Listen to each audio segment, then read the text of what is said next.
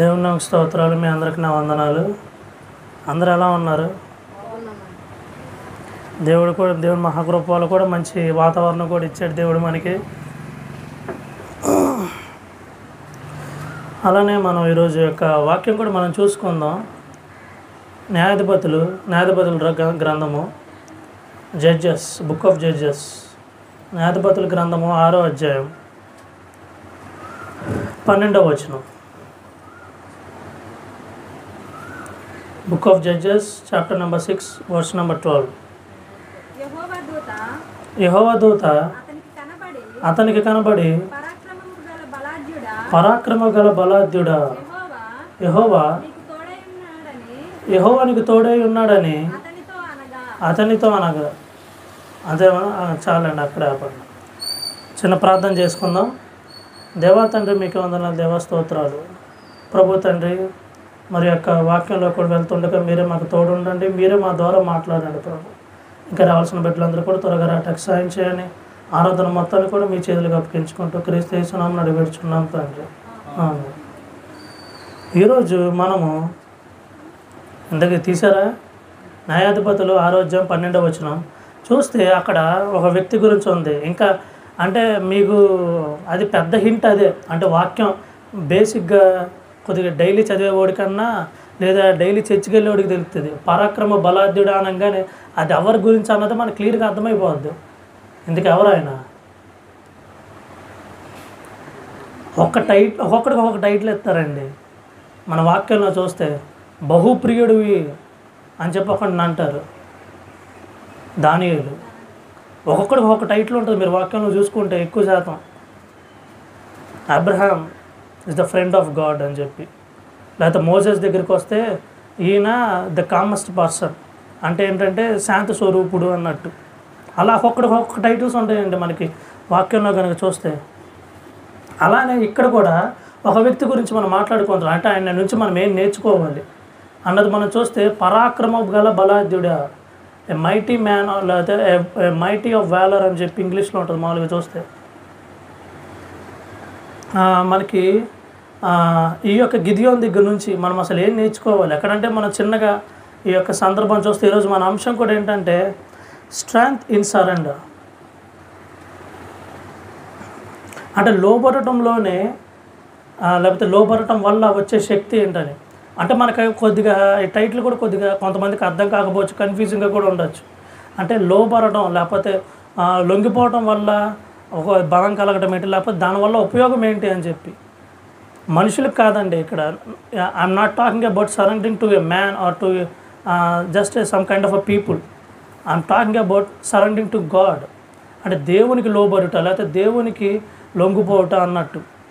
మనుషులకు లోబడితే మనకి అది ఎలా కనిపిస్తుంది అంటే ఒక వీక్నెస్ లాగా కనిపిస్తుంది. అంటే ఈడు అంతంత మనకు ఉదాహరణ చూస్తే ఈడేమో అంతంత మాట్లాడుతున్నాడు, కానీ మామూలుగా ఏమంటారంటే అంటే తరచుగా మన చిన్నగా వింటూ ఉంటాం ఏమని, అరే ఈడు ఇంతంత మాట్లాడుతున్నాడు కానీ వాళ్ళు రాగానే కాముగా లొంగిపోయాడు అని చెప్పి. ఓహో, మైక్ సరిగ్గా లేదు. లేకపోతే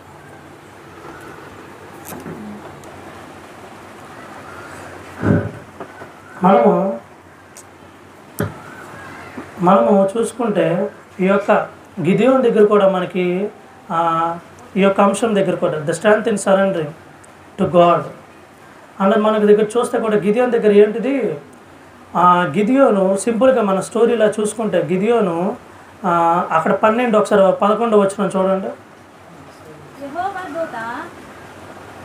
చదవండి.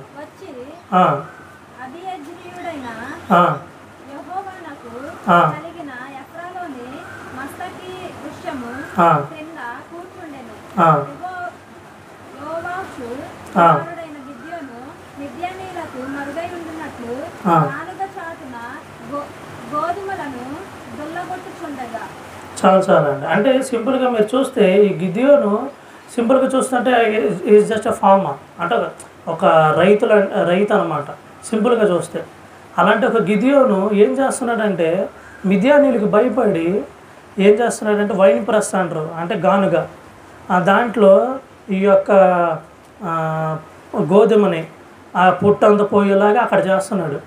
మీరు నార్మల్గా అక్కడ చూస్తే అంటే జనరల్ వేలో చూస్తే గోధుమది ఎక్కడ చేస్తారు అంటే గాలికి అంటే ఓపెన్ స్పేస్లో చేస్తారంటే మీరు చూస్తే గోధుమది పుట్టంతా పోయేలాగా ఎక్కడ చేస్తారంటే ఖాళీగా ఉన్న ప్లేస్లో. ఎందుకంటే ఆ గాలి వచ్చి గాలికి ఆ పుట్టంతా ఎగిరిపోవాలి కాబట్టి. ఇదే రిఫరెన్స్ మనకి కీర్తన గ్రంథంలో కనిపిస్తుంది. అలానే మనకి సువార్తల్లో కూడా ఈ రిఫరెన్స్ కనిపిస్తుంది. ఎక్కడంటే ప్రభువైన యేసుక్రీస్తు దగ్గర ఆయన అంటే ప్రభువైన యేసుక్రీస్తు ఇంట్రడక్షన్ దగ్గర కూడా మనం చూస్తే గాలికి గోధుమ పొట్టు ఎగిరినట్టు ఆయన కూడా ఒక విండ్ ఫ్యాన్ అన్నట్టు మనకి అంటే జాన్ ద బాప్టిజం ఇచ్చి యోహాను ప్రభువైన యేసుక్రీస్తుని అక్కడున్న జనాలకి ఇంట్రడ్యూస్ చేస్తూ అంటే ఆయన గురించి ఆయన చెప్తున్న మాట ఉంటుంది అక్కడ. అంటే ఇదంతా ఎందుకు మాట్లాడుతున్నానంటే గిదియోను మిద్యానీయులకు భయపడి ఓపెన్ స్పేస్లో చేయాల్సింది మానేసి ఒక సీక్రెట్గా ఒక వైన్ ప్రెస్లో అంటే గానుగా చోటన సీక్రెట్గా చేస్తున్నాడు అనమాట. వాళ్ళకి కనబడకుండా వాళ్ళ దగ్గర నుంచి దాచిపెడదామని చెప్పి. అంటే కొన్నిసార్లు ఆ భయం అన్నది sometimes the fear can force into our unnatural patterns. అంటే కొన్నిసార్లు ఈ భయం అన్నది కూడా ఈయనంటారు మనం జనరల్గా మాట అంటాం ఏమనంటే భయము అది వీడి భయంలో ఏం చేస్తున్నాడు వీడికి కూడా తెలియట్లేదు అని చెప్పి. సేమ్ ఇంకా అదే విధంగానే మన గిద్యోను దగ్గర కూడా చేస్తుంది అదే. ఆ మిద్యానీయులకు భయపడి ఏం చేస్తున్నాడో అర్థం కావట్లా. ఓపెన్ స్పేస్లో చేయకుండా సీక్రెట్గా అక్కడక్కడే చేస్తున్నాడు. పొట్టి సరిగా వదలతో అన్న విషయం కూడా మర్చిపోయాడు అసలు. అంటే ఫస్ట్ పాయింట్ మనం ఈ యొక్క గిద్యోను దగ్గర కూడా మనం చూసిన అంటే అలాంటి గిద్యోను అలాంటి భయంతో కూడిన గిద్యోను దగ్గర ప్రభు అంటున్న మాట దేవదూతను పంపించి ఏమంటున్నాడు దేవదూత ద్వారా ప్రభు అంటున్న మాట అంటే ద మైటీ మ్యాన్ అన్నట్టు సింపుల్గా చెప్పాలంటే పరాక్రమ గల బలాద్యుడా అని చెప్పి అందుకే గిద్యోను ఆశ్చర్యపోతాడు. నేను ఒక పిరుగు అండి ప్రభు. అందుకే మీరు వచ్చిన కంటిన్యూషన్ చదవండి. యెహోవా దూత అతనికి కనబడి పరాక్రమము గల బలాఢ్యుడా యెహోవా నీకు తోడై ఉన్నాడని అతనితో అనగా గిద్యోను చిత్తము నా ఏలినవాడా యెహోవా మాకు తోడై ఉండిన ఎడల ఇదంతయు నాకేలా 14 వచ్చిన చూడండి. అంతటా యెహోవా అతని తట్టు తిరిగి బలము తెచ్చుకొని వెళ్ళి మిద్యానీయుల చేతిలో నుండి ఇశ్రాయేలీయులను రక్షింపుము నిన్ను పంపిన వాడను నేనే అని చెప్పగా. చాలా అండి. అంటే మీకు అక్కడ వచ్చిన క్లియర్గా చూస్తే గిద్యోను దగ్గర ఏమని ఉంటుందంటే గిద్యోను అంటాడు నేను బలవంతుని ప్రభు, నాకు అంత సీన్ లేదు, నేను జస్ట్ ఒక మామూలు కుటుంబం నుంచి వచ్చినవాడిని, ప్లస్ మాదే చాలా తక్కువ జాతి అన్నట్టు చూస్తే మనకి అక్కడ ఉంటుంది. నాదే చిన్న జాతి, ప్లస్ మా దాంట్లో కూడా అంత గొప్పగా జనాభా కూడా లేరు, ప్లస్ నేను నార్మల్గానే పిరుకొని నన్ను పట్టుకొని పరాక్రమ బలాఢ్యుడు అంటావేంటి అని చెప్పి. అప్పటికి మీరు చూస్తే వాళ్ళకి రాజులు కూడా లేరు. ప్లస్ ఈ మిద్యానీయుల దగ్గర వాళ్ళు బాగా ఇప్పుడు మనం కూడా ఒకనొక టైంలో బ్రిటిష్ వాళ్ళ దగ్గర కానీ కొంతమంది దగ్గర అయితే అనకదొగ్గబడ్డామో వీళ్ళు కూడా అనమాట ఈ మిద్యానీయుల చేతులు అనకదొగ్గబడుతున్నట్టు మనకు కనిపిస్తుంది. ఒకసారి మీరు 6వ అధ్యాయం 5వ వచనం కూడా చూడండి.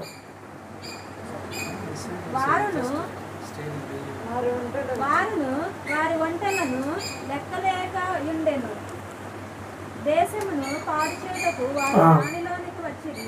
ఇశ్రాయేలీయులు మిద్యానీయుల వలన మిక్కిలి హీన దశకు వచ్చినప్పుడు వారు యెహోవాకు మొరపెట్టారు. అంటే చాలండి. అంటే అక్కడ వచ్చిన దగ్గర మీరు చూస్తే ఒంటెల గురించి మాట్లాడి ఉంటుంది. అంటే ఒంటెల గురించి అంటే మీకు అర్థమయ్యేలా చెప్పాలంటే ఈ యొక్క యుద్ధాల్లో ఒంటెలు కూడా ఉపయోగిస్తారు. మనం అనుకుంటాం ఒంటెలు అంటే ఏదో మనకి ఆ ఎడార్లో కనబడినట్టు స్లోగా పోతాయని కాదు, అవి కూడా పరిగెడతాయి ఎంత స్పీడ్గా ఉంటాయో చూస్తారు మీరు. అంటే ఒక ఫాస్ట్ డిస్ట్రక్టివ్ వెపన్లు అనమాట క్యామల్స్ ఆ రోజుల్లో.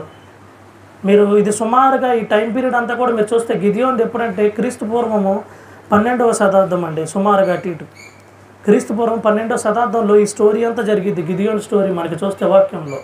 అందుకనే ప్రభువు అంటుంది ఏంటిదంటే ఈ యొక్క మిద్యానీయుల దగ్గర they have one of the best weapons. అంటే వాళ్ళ దగ్గర మంచి మంచి పోరాటానికి అంటే సైన్యానికి సంబంధించిన మంచి మంచి యుద్ధాలు ఉన్నాయి. క్యామెల్స్ కూడా అప్పటికి చాలా కొత్త. గుర్రాలంటే మనకి మొదటి నుండి చూస్తూనే ఉన్నాం, చాలామందికి కూడా తెలియదు అసలు క్యామెల్స్ యూజ్ చేస్తారని చెప్పి. కానీ మిద్యానీయులు అంటే నొమాడిక్ రైడర్స్ అంటారు. అంటే అన్ని రకాలు యూజ్ చేస్తారండి. ఇదేంటి కొత్తవి కానీ ఇలా ప్రతిదీ యూజ్ చేసే వీళ్ళ దగ్గర వీళ్ళు చూసి భయపడుతున్నారు ఇజ్రాయేల్ జనాంగం. వాళ్ళ దగ్గర కొన్ని కొత్త రకాలు ఉన్నాయి, వాళ్ళకి జయించడం అసాధ్యం అని చెప్పి. కానీ ప్రభు చెప్తున్నాడు, నువ్వేం భయపడకు, ఇజ్రాయేలుకి నువ్వే మిద్యానీయుల దగ్గర నుంచి ఒక ఫ్రీడమ్ని నువ్వే ఇస్తామని చెప్పి మనకి దేవుడు గిద్యోనుతో చెప్తున్నాడు. అంటే ఫస్ట్ పాయింట్ ఏంటంటే God sees more in you then you see in yourself. అంటే ఒక మొక్కలో సింపుల్గా చెప్పాలంటే నీ గురించి నీకంటే బాగా దేవునికి తెలుసు. ఫస్ట్ పాయింట్ సింపుల్గా చెప్పాలంటే. లేదంటే ఉన్నది ఉన్నట్టు ఇప్పుడు మళ్ళీ నేను ట్రాన్స్లేట్ చేశాను అనుకోండి, అర్థమయ్యేలా చెప్పాలనుకోండి, ఇంకో కన్ఫ్యూజ్ అవుతారు. కాబట్టి సింపుల్గా ఏంటంటే ప్రభువు మీకంటే మీ గురించి బాగా ప్రభుకే తెలుసు అని. అందుకే మనకి ఇలాంటి ఒక రిఫరెన్స్ మనకి ఇర్మియా గ్రంథంలో కనిపిస్తుంది. అరే బాబు, నువ్వు పుట్టినప్పుడు కాదు, లేకపోతే దానికంటే మునిపే, నువ్వు పుట్టక మునిపే, నీ యొక్క తల్లి గర్భంలో నువ్వు రాక మునిపే ఇదేంటి నీ గురించి నాకు తెలుసు అని చెప్పి ఇర్మియా దగ్గర మన ప్రభు చెప్తాడు ఒక మాట. సేమ్ అదే విధంగా ఇక్కడ కూడా మనం చూస్తే గిదియోను దగ్గర అంటున్నాడు దేవుడు ఏమని అంటే, నువ్వు భయపడకు గిదియోను, నీకేంటంటే మాట్లాడితే నేను అందరిలో కల్లా లీస్ట్ పర్సన్ని, నాకున్న ట్రైబుల్లో కూడా one of the least persons అని చెప్పి నువ్వు భయపడకు, నేను నిన్ను మీ యొక్క జనాన్ని నీ ద్వారా మిద్యానీయుల దగ్గర నుంచి నేను బయటికి తీసుకొస్తానని చెప్పి మనకి ప్రభు అయిన దేవుడు అంటున్నాడు అనమాట. అంటే కొన్నిసార్లు మీకు అర్థమయ్యేలా చెప్పాలంటే here God is speaking to the Gideon who was the old Gideon, but God is speaking to the Gideon who is going to save the Israel people from the Midianites. అంటే ఒక విధంగా చెప్పాలంటే ప్రభువు ఒక భయస్థుడైనా, లేకపోతే ఒక పిరికి, లేకపోతే కొద్దిగా నార్మల్ గుండె గిదియోనుతో మాట్లాడతలేదు. దేవుడు ఫ్యూచర్ని చూసి మాట్లాడుతున్నాడు. ఏదైతే గిదియోను ఒక గొప్ప నాయకుడిగా ఇజ్రాయేల్ జనాంగాన్ని మిద్యానీయుల నుంచి బయటికి తీసుకొచ్చి ఒక గొప్ప నాయకుడితో మాట్లాడుతున్నాడు. కాబట్టి ఈ యొక్క ఫస్ట్ పాయింట్లో కూడా మనం అర్థం చేసుకోవాల్సింది ఏంటంటే God calls us by our destiny, not by our history. అంటే దేవుడు మన ఫ్యూచర్ని చూసి మనం పిలుస్తాడండి, అంతేగాని మన గతాన్ని చూసి కాదు. ఇప్పుడు మనకు తెలిసిందే కదా, గతాన్ని చూసి ప్రతి ఒక్కరు జడ్జ్ చేసేది, వీడు గతంలో ఎట్టా ఉన్నాడు. బట్ గాడ్ ఏంటంటే ఫ్యూచర్ని చూసి పిలుస్తున్నాడు. అందుకనే భక్తుడైన పౌలు దగ్గర కావచ్చు, నరహంతకుడు అలాంటిని కూడా దేవుడు గొప్పగా యూజ్ చేసుకున్నాడు. ఎందుకంటే ఫ్యూచర్లో అందుకని మనకు ఆ మాట ఉంటుంది, he is my chosen vessel అని చెప్పి. నా కోసం రోమీల ముందు కానీ, లేకపోతే అన్యుల ముందు కానీ, యూదుల ముందు కానీ, ప్రతి ఒక్కరి ముందు నా కోసం నేను వాడుకొనిపోయే పాత్ర అతను అని చెప్పి మనకి రోమీల దగ్గర అంటే ప్రభువు అంటాడనమాట. అంటే భక్తుడైన పౌలు దగ్గర సేమ్ అలానే ఇక్కడ గిదియోను దగ్గర కూడా చూస్తే ప్రజెంట్ అండ్ పాస్ట్లో కూడా గిదియోను ఒక జస్ట్ నార్మల్ పర్సన్ అంతే, ఒక పిరికొస్తుడు, ఒక భయంతో కలిగినాడు. బట్ ఏంటంటే అలాంటి గిదియోన్ని అదేంటి ప్రభు చూడాలా ఫ్యూచర్లో మిద్యానీయుల దగ్గర నుంచి కాపాడబోయే ఒక మంచి నాయకుడైన గిదియోన్ని చూస్తున్నాడు. కాబట్టి మన జీవితంలో కూడా మనం అదే గుర్తుపెట్టుకోవాలండి. ప్రభువు మన ఫ్యూచర్ని చూసి మనకి ఇస్తాడేమో కానీ మన పాస్ట్ని చూసి మనం జడ్జ్ చేయడు. అందుకనే మన పాస్టర్ గారు కూడా మనకు అంటుంది ఏంటంటే, I'm not talking about your past, I'm talking about your present and future. నువ్వు గతంలో ఎట్లా ఉన్నావు వదిలే, ఎందుకంటే గతంలో మనిషి అన్నాక చేస్తూ ఉంటాడు తప్పులు, అదంతా వేరే విషయం. కానీ ఇప్పుడు అలానే భవిష్యత్తులో అలా ఉండబోతున్నాం అన్నది ముఖ్యమండి మన జీవితంలో కూడా. అలానే మనం రెండోది కూడా మనం చూద్దాం. రెండోది కూడా మనం చూస్తే న్యాయాధిపతులు 7వ అధ్యాయం 2వ వచనం చూడండి. యెహోవా నీతోనున్న జనులు ఎక్కువ మంది, నేను వారి చేతికి మిద్యానీయులను అప్పగింప తగదు. ఇజ్రాయేలీయులు నా బాహుబలము నాకు రక్షణ కలుగజేసి కొననుకొని నా మీద అతిశయించెదరు. చాలా అండి. అంటే రెండోది కూడా మనం మామూలుగా చూస్తే ఇంతకీ సరే నేను చెప్పే ముందు అసలు ఆ వచనం నుంచి మీకేం అర్థం ఏం చెప్పండి, లేదా డౌట్ ఉంటే మళ్ళీ చదవండి ఆ వచనం. నీతో నన్ను జనులు ఎక్కువ మంది, నేను వారి చేతికి మిద్యానీయులను అప్పగింపతగదు. ఇజ్రాయేలీయుల నా బాహుబలము నాకు రక్షణ కలుగు చేసుకొని నా మీద అతిశయించుదురేమో. ఏమర్థమైంది దాని నుంచి మీకు? నా బాహుబలం తెలుసుకొని ముందుగానే సర్లేండి. అంటే సింపుల్గా మనం రెండో పాయింట్ కూడా మనం చూస్తే, అంటే రెండోది మీరు అక్కడ ఉన్న స్టోరీ అంతా మీరు చదువుకుంటూ వెళ్తే మళ్ళీ, ఎందుకంటే చాలా వచనాలు ఉంటాయి, మీరు 6వ అధ్యాయం నుండి 8వ అధ్యాయం వరకు కూడా మీరు చూసుకుంటూ వెళ్తే అది మొత్తం స్టోరీ అంతా ఉంటుంది.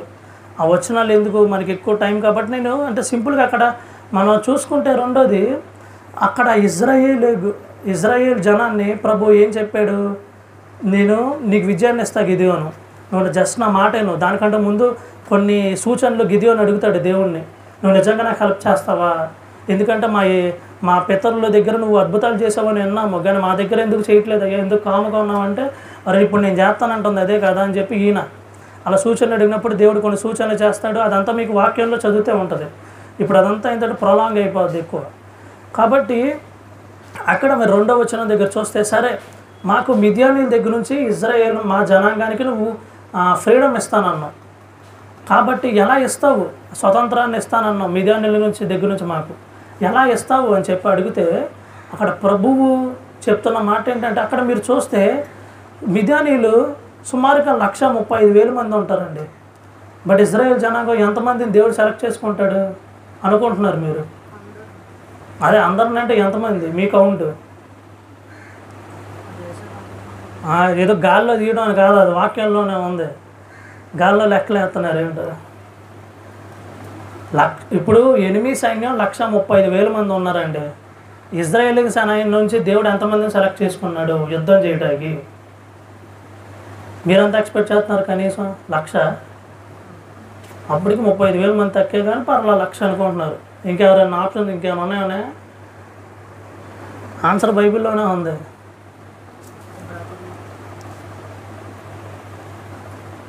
ఎవరు లేరా? సరే, అది తక్కువలో తక్కువ ఎంత అనుకోవచ్చు అనుకుంటున్నారు? ఎక్కువైతే 1,00,000 అన్నారు, తక్కువలో తక్కువ ఫైట్ చేయటానికి 135,000 మంది పైన ఫైట్ చేయటానికి తక్కువలో తక్కువ ఎంతమంది కావాలనుకుంటున్నారు మీరు? 10,000. ఓకే, హైయెస్ట్ 1,00,000, తక్కువ 10,000. 3,000 కదా, 300 మంది. 300 మందితో ఫైట్ చేశారు. 135,000 ఎక్కడండి, 300 మంది ఎక్కడ? అంటే గిదియోన్ దగ్గర ప్రభు చెప్తుంది ఏంటంటే, మీరు అక్కడ చూస్తే మనకి సుమారుగా 35,000 మంది అంటే ఇజ్రాయేల్ జనాంగం మనకు కనిపిస్తారండి. వాళ్ళందరినీ కూడా తీసే అందరినీ తీసాను, 300 మంది చాలన్నాడు దేవుడు అంతే. అంటే ఆ స్టోరీ అంతా మీరు చదువుకుంటారు. ఇప్పుడు నేను మళ్ళీ మీకు వివరించలేను అది. ఇప్పుడు అది కూడా వివరించాలంటే గిదియోన్ బయోగ్రఫీ అయిపోద్ది. అది కాదు, మనకి జస్ట్ ఏంటంటే ఈరోజు మనం నేర్చుకుంటుంది గిదియోన్ జీవితం నుంచి మనం ఏం నేర్చుకోవాలి, దేవుడు మనకి ఏం నేర్పిస్తున్నాడు గిదియోన్ దగ్గర నుంచి అన్నది మనం చూస్తే 135,000 మంది మిద్యానీయుల పైన జస్ట్ 300 మంది సెలెక్ట్ చేసుకున్నాడు అంతే. దేవుడు పెచ్చెక్కిపోయింది అంతే. వీళ్ళకి మెంటల్ ఎక్కిందా, ఏం మాట్లాడుతున్నావు అసలు, ఏంటి ఇది 300 మందితో ఏం ఫైట్ చేసేది, కొద్దిగా ఉందా అని. కానీ దేవుని యొక్క ఆలోచనలు ఇట్స్ బియాండ్, మనకు అర్థం కావండి అంత ఈజీగా. మళ్ళీ ఇంకా ఇదే పెద్ద కామెడీ అనుకుంటూ ఇంకో కామెడీ మీరు చూస్తారా? ఈ 7వ అధ్యాయం 20వ వచనం చూడండి ఒకసారి. ఆ 3 గుంపుల వారు అనగా గిదియోను యొక్క సైన్యం లేదు ఒకసారి మళ్ళీ అంటే ఏమేమి తీసుకెళ్ళారు చెప్పండి? బూరలు అనగా ట్రంపెట్స్ ఊదుచు, కొండలను పగలగొట్టి ఎడమ చేతులలో అంటే ఈ టార్చర్స్ అంటారు. అదే తెలుగులో ఇంకా అదే దివిటీలు అంటే కొంతమందికి అర్థం కావచ్చు, కొంతమందికి అర్థం కావచ్చు. అంటే సింపుల్గా చాలండి. అంటే సింపుల్గా వాళ్ళ వెపన్స్ కూడా ఏం లేవు. మళ్ళీ 135,000 మంది మీదకి వెళ్ళేది లింగుమంటే 300. ఆ 300 కూడా మళ్ళీ కత్తులు కట్టగాలి పెద్ద పెద్ద పట్టుకెళ్ళారంటే కాదు, ట్రంపెట్స్ బోరలు పట్టుకెళ్ళారంట, కొండలు పట్టుకెళ్ళారంట, ఇంకోటి ఏంటిది టార్చర్లు అంటే వెలుగు కనిపించడం కోసం అంతే. అసలు దాంతో అవడం ఫైట్ చేస్తాడండి, కొండలు ఇసురుకుంటారండి మీదకి వెళ్ళాట. అంటే మామూలుగా రెండోది ఇక్కడ ప్రభువు ఏంటంటే మొత్తానికి మనం చెప్తుంది ఏంటంటే, I'm going to give victory through divine power, through my power, not through man power. ఇప్పుడు 135,000 మంది ఉన్నారండి. వీళ్ళు తిప్పి కొడితే వీళ్ళ యొక్క క్లాన్ అంటే వీళ్ళ యొక్క ట్రైబ్లో అంత 1,00,000 కూడా లేరు గట్టిగా. అంటే ఒకసారి అనుకున్నట్టు 135 కలిసినా సరే వీళ్ళకి విజయం వస్తుందని గ్యారంటీ లేదు. బట్ ప్రభు ఏంటంటే షూరిటీ ఇస్తున్నాడు, నాకు నీ దగ్గర ఉన్న క్లాన్ మొత్తం కూడా అక్కల, నీ జాతి మొత్తం కూడా నాకు అక్కల, నీ జాతిలో కూడా నేను కొంతమందిని టెస్ట్ చేసి 300నే సెలెక్ట్ చేస్తాను. ఆ 300 చాలు. నీకు ఎదురుగా 135 ఉన్నాడా, 10 లక్షల మంది ఉన్నారా, అదంతా నాకు అనవసరం, నీకు ఇచ్చేస్తాను అంతే విజయం. షూరిటీ ఇస్తున్నాడు దేవుడు ఇక్కడ. ఇచ్చాడు, గిదియోన్ నమ్మాడు, తీసుకుపోయాడు. దాని తర్వాత మళ్ళీ వెపన్స్ ఏంటంటే చాలా పెద్ద పెద్ద వెపన్స్ ఏంటిది, కొండలు, లేకపోతే టార్చులు, ఇంకోటి ఏంటిది బోరలు, ఆడుకోవడానికి తప్ప ఎందుకు పనికిరావు అన్నట్టు ఉంటాయి. అలాంటి ఆటలు పట్టుకొని యుద్ధానికి పోయారు మిదియానీల మీద. మళ్ళీ మీకు ఇందాక చెప్పా, మిదియానీల దగ్గర మంచి మంచి వెపన్స్ ఉన్నాయండి. మీరు చరిత్ర కూడా మంచిగా చూడండి. క్యామెల్స్ కూడా అప్పుడప్పుడే యుద్ధాల్లో ఉపయోగించేవాళ్ళు తక్కువగా. అప్పటిదాకా గుర్రాలే కానీ వాళ్ళే అంటే సుమారుగా మొదలెట్టిన వాళ్ళు. ఇలాంటి సమయంలో కూడా ఈ పట్టుకొని వెళ్ళినప్పుడు అంటే మీరు అక్కడ ఒకసారి దాని కంటిన్యూషన్ చదవండి. వారిలో ప్రతివాడును తన చోటున చుట్టూ నిలిచి ఉండగా ఆ దండు వారందరూ పరిగెత్తుచు కేకలు వేసి పారిపోయారు. ఆ 300 మంది బూరలను ఊదినప్పుడు యెహోవా దండంతటిలోను ప్రతి వాని ఖడ్గమును వాని పొరుగు వాని మీదకి త్రిప్పెను. దండు సేరే రాతు వైపున నున్న బెత్షితా వరకు తద్బతో వద్ద ఉన్న అబేల్మహోలా తీరము వరకు పారిపోయి. చాలా అండి. సింపుల్గా మీకు అది అర్థమయ్యేలా చెప్తా. ఇప్పుడు మిద్యానీయులు 135,000 మంది ఉన్నారు. వాళ్ళ మీదకి మనం యుద్ధానికి పోవాలి 300 మంది వేసుకొని ఈ బుడబుడ్డ పట్టుకొని. ఇప్పుడు అట్టా ఫైట్ చేయాలి అనగా ఇక్కడ ఇది జరిగింది ఏంటంటే సైకలాజికల్ ట్రిక్ ఇది. ప్రభువు అంటే అదే అంటున్నా, కొన్నిసార్లు మనకి ఆయన యొక్క మేధస్సు లేకపోతే ఆయన యొక్క జ్ఞానం మనకు అర్థం కాకపోవచ్చు. అరే నేను మీకు సింపుల్గా విజయాన్ని ఎత్తానంటే మీరేంటో పెద్ద యోధుల్లాగా నేను వెళ్ళి ఫైట్ చేస్తాను, నరుకుతా అని చెప్పి సింపుల్గా అదే ప్రభు అంటున్నాడు. అక్కడ చిన్న సైకలాజికల్ ట్రిక్ అండి అది. అంటే అక్కడ వీళ్ళు ఎప్పుడైతే వెళ్ళిపోయి చుట్టుముట్టేశారో, చుట్టుముట్టేయంగానే అంతటి చుట్టుపక్కలంతా ఈ వెలుగును చూడంగానే, చీకటి పూట ఈ వెలుగును చూడంగానే ఆ కొండలు పగలటము లేకపోతే ట్రంపెట్లు ఊదటం అవి చూడంగానే వీళ్ళేమనుకున్నారు, అక్కడే మనకు వాక్యంలో ఉంటుంది, అమ్మ మమ్మల్ని అందరం చుట్టుముట్టేశారు మా పని అయిపోయిందని. అదే పగలనుకో ఈజీగా కనబడేవాళ్ళు మొత్తం మనకు చూస్తే. రాత్రి అవటం వల్ల సరిగ్గా కనబడక అయ్యో ఇప్పుడు అందరం మనం చుట్టుముట్టేశారు, చాలా పెద్ద సైన్యం అయ్యి ఉంటుంది, వీళ్ళతో పెట్టుకుంటే మన పని అయిపోయిందని చెప్పి. అంటే సైన్స్ పరంగా కూడా మీరు చూస్తే మనకి దాన్ని ఫైట్ అండ్ ఫ్లైట్ అని ఉంటుంది. అంటే ఫైట్ చెయ్యి లేదంటే పారిపో అనే హార్మోన్ ఉంటుంది మనకి, అడ్రినాలిన్ అని చెప్పి. మనకి బుర్రకి ఎప్పుడైతే ఎక్కువ స్ట్రెస్ అంటారు, స్ట్రెస్ అంటే ఒత్తిడి, మన బుర్రలో ఎప్పుడైతే ఒత్తిడి బాగా పెరిగిపోద్దో అడ్రినాలిన్ అనే హార్మోన్ రిలీజ్ అయ్యిద్ది అనమాట. ఫైట్ ఆర్ ఫ్లైట్, ఫైట్ అయినా చేయలేదని పారిపో అని చెప్పి. ఆ కంగారులో కొంతమంది కత్తిలు తీసి ఆలోనే వాళ్ళు నరికేసుకొని కొంతమంది అయితే పారిపోయారు. అలా సింపుల్గా వచ్చేసింది వాళ్ళకి విజయం. మీరు చూస్తే వీళ్ళు పెద్ద ఫైట్ చేసింది లేదు, ఏమీ లేదు. ఇలాంటి రకమైన విజయం మనకు ఇంకో చోట కూడా కనిపిస్తుంది, సింపుల్గా పెద్ద యుద్ధం చేయకుండా. ఎక్కడైతే మనకు బాగా తెలుసు ఎక్కడ అది ఏదో చెప్పండి అనిపించింది, చెప్పండి పర్వాలేదు. మీరు దావీదు అంటున్నారు, దావీదు బుడ్డదలేండి అది కాదు, కానీ పెద్దోళ్ళ మీద ఆర్మీ అగెన్స్ట్ ఆర్మీ. ఇంకో చోట కూడా ఎలానే దేవుడు తన యొక్క మహాశక్తి ద్వారా ఇంకో చోట కూడా విజయాన్ని ఎత్తాడు, సింపుల్గా చేస్తాడు వాళ్ళకి.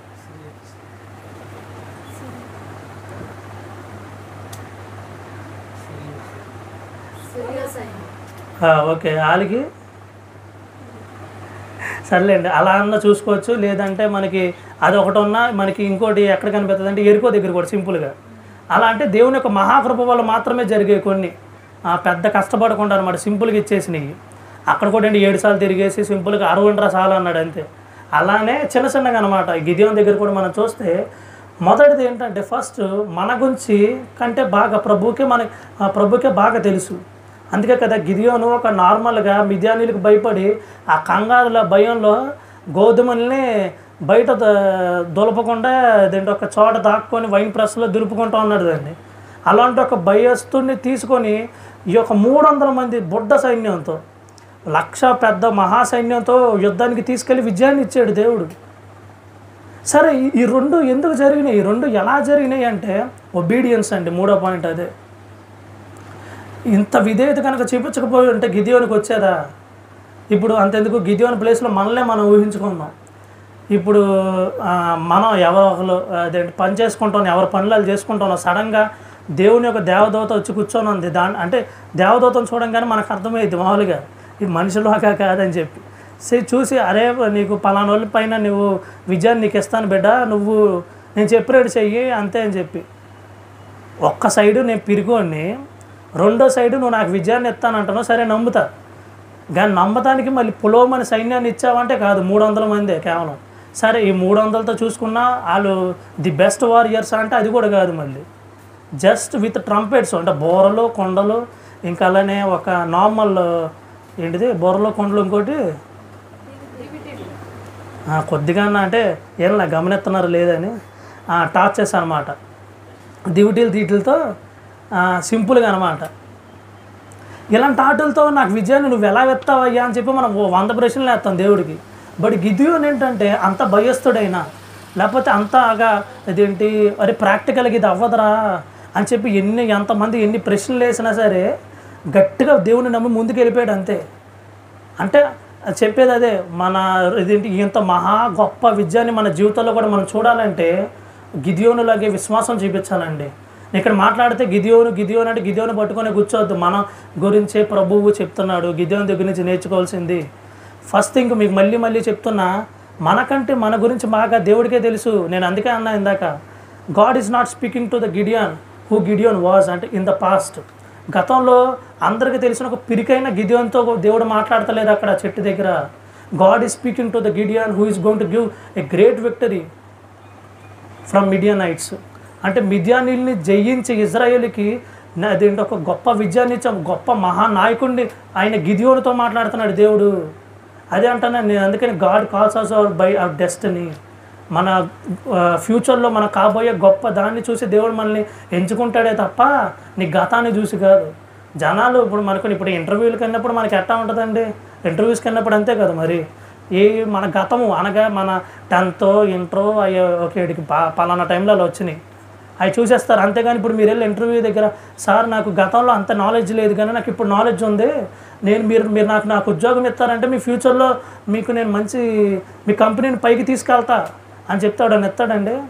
ఎవడో నమ్మడు, ఎక్కడ 100కో 1 ఒకటి జరుగుతాయి అంతే.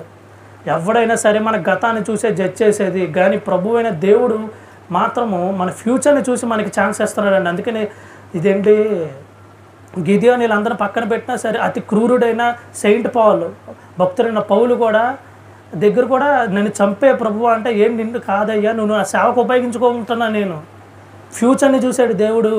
అదేనండి. కాబట్టి గిదియోను దగ్గర నుంచి కూడా మనం 3 విషయాలు నేర్చుకుంటుంది. ఇప్పుడు చెప్పింది కూడా మళ్ళీ చెప్తుంది ఏంటిదంటే, మనకంటే బాగా మన ప్రభుకే తెలుసు. కాబట్టి పూర్తిగానికి లోబడండి.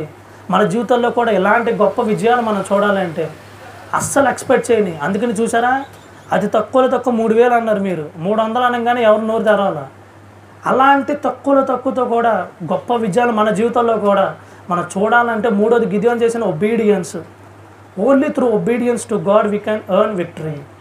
అండ్ ఓన్లీ అంటే దేవుని పట్ల విశ్వాసము లేదంటే ఆయనకి మనం లోబడితేనే ఆ యొక్క విజయాన్ని గొప్ప విజయాన్ని మనం చూస్తాము. అందుకనే నాకు గిదియోను మనకు మాట్లాడితే మనం మోషే గురించి బాగా వింటాము చెప్తాము, కానీ గిదియోను గురించి చాలా తక్కువ మంది అండి మామూలుగా మాట్లాడుకునేది. ఆయన అక్కడ ఉన్నాడని కూడా బైబిల్లో చాలామందికి తెలియదు. ఆయన ఏంటి మన కొంతమందికి బేసిక్ పైపోయిన వాళ్ళ గురించి కూడా తెలియదు. సండే స్కూల్ పిల్లలకి చెప్తారు అట్టంటే అసలు సైలెంట్. ఆ విషయాలంతా పక్కన పెడితే ఈ యొక్క గిదియోను దగ్గర కూడా ప్రభువు మనకి 3 విషయాలు మళ్ళీ మనకి నేర్పుతూనే ఉన్నాడు. కాబట్టి ఈ యొక్క అర్థాన్ని మనం అర్థం చేసుకోవాలని ముగిస్తూ ఈ యొక్క వాక్యాన్ని కూడా నేను ముగిస్తున్నాను. చిన్న ప్రార్థన చేసి మనం వాక్యాన్ని ముగించుకుందాం. దేవా తండ్రి మీకు వందనాలు, దేవా స్తోత్రాలు ప్రభు. తండ్రి యొక్క గిదియోను యొక్క జీవితం నుంచి కూడా తండ్రి మీరు మాకు 3 పాఠాలు నేర్పిస్తున్నారు కూడా మీకు వందనాలు ప్రభు. దేవ మేము మా జీవితంలో కూడా గొప్ప విజయాలు ఇలాంటివి మేము చూడాలంటే దేవా మీకు పూర్తిగా మేము లోబడే బిడ్డలుగా ఉంటాకి సాయం చేయండి. ఆ విశ్వాసాన్ని మాకు దయచేయండి ప్రభు. ఎందుకంటే దేవా ఈ యొక్క లోకంలో కూడా మేము ప్రతిదీ ప్రాక్టికల్గా చూసుకుంటా వెళ్తే ప్రభు ఏది జరగదు ప్రభు. కొన్ని మీకు అసలైన మీకు అప్పగించేసి దేవా ఉండే బిడ్డలుగా నా విశ్వాసం ఆ లోబడేతనం మాకు దయచేయమని మేము వేడుకుంటున్నాం ప్రభు. ఇక ముందు జరగబోయే ఆరాధన కూడా మీ చెల్లిగా పిలుచుకుంటూ క్రీస్తు యేసు నామమున అడిగిపెట్టుచున్నాం తండ్రి. ఆమేన్.